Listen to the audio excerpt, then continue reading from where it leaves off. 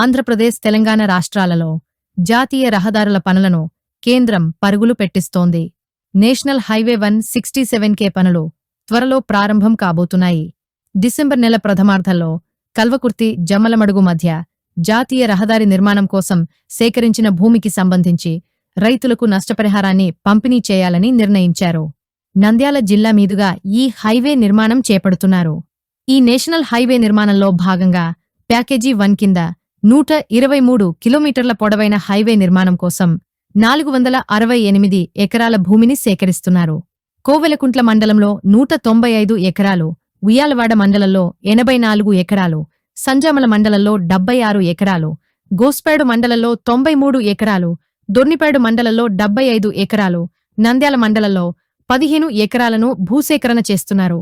మొత్తం జిల్లాలోని 10 మండలాలలో ఈ రహదారి నిర్మాణం చేపట్టనున్నారు. ఇక ఇందులో భాగంగా సంగమేశ్వరం నంద్యాల రహదారికి కేంద్ర ప్రభుత్వం ఇప్పటికే 776 కోట్ల రూపాయలను మంజూరు చేసింది. అయితే ఈ నిధులతో నిర్మాణ పనులు ప్రారంభం కానున్నాయి.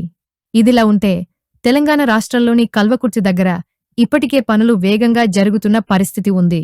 కాగా 4వ ప్యాకేజీ కింద 62 కిలోమీటర్లకు సంబంధించి నంద్యాల మండలంలో 97 ఎకరాలు, కొత్తపల్లి మండలంలో 290 ఎకరాలు, బండి ఆత్మకూరు మండలంలో 165 ఎకరాలు, ఆత్మకూరు మండలంలో 55 ఎకరాలు, వెల్గోడు మండలంలో 11 ఎకరాలను సేకరిస్తున్నారు. మరోవైపు రెండో ప్యాకేజీ కింద సంగమేశ్వరంలో మాత్రమే భూసేకరణ చేస్తున్నారు. వెల్గోడు ఆత్మకూరు మధ్య భూమిని సేకరించనున్నారు. అయితే ఈ జాతీయ రహదారి 167K నిర్మాణంతో హైదరాబాద్ నుంచి తిరుపతికి 70 కిలోమీటర్ల దూరం తగ్గుతుందని చెబుతున్నారు.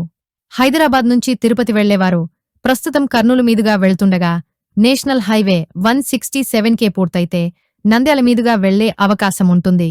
అప్పుడు తిరుపతికి 70 కిలోమీటర్ల దూరం తగ్గుతుంది. ఏదేమైనా జాతీయ రహదారి 167K పనులలో వేగం పెంచి కేంద్రం దూకుడు చూపిస్తుంది.